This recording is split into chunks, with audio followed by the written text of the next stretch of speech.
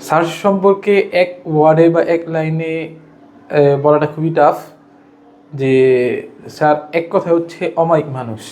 আমি ব্যক্তিগতভাবে হচ্ছে স্যারের কাছে যখন আসি যে ইংরেজি শেখার জন্য, কিন্তু আমি ইংরেজি শিখতে এসে শুধু ইংরেজি শিখিনি, শিখছি হচ্ছে জীবনকে নিয়ে নতুনভাবে কী করে চিন্তা করতে হয়, দিনকে কীভাবে হচ্ছে শুধু হচ্ছে কিতাব হাদিসের ভিতরে আবদ্ধ না রেখে নিজের জীবনকে কীভাবে ধারণ করে এবং সেটা হচ্ছে অন্য মানুষকে দ্বারা কীভাবে প্রভাবিত করে, তা হচ্ছে আমি স্যার থেকে শিখছি। স্যার আমার জীবনে একটা হচ্ছে বাবা মার পরে কেউ যদি আমার অভিভাবক থাকে তাহলে হচ্ছে আমার স্যার। আমি আমার স্যারকে হচ্ছে অন্তরস্থল থেকে হচ্ছে মহব্বত করি, ভালোবাসি এবং ইনশাল্লাহ আমি যে চাই যে যেই অভিভাবক স্যার আমাকে পথ প্রদর্শক হিসেবে করেছে সেই জিনিসটা যেন হচ্ছে নারায়ণবাসীর জন্য সে যেন অভিভাবকটা হয়।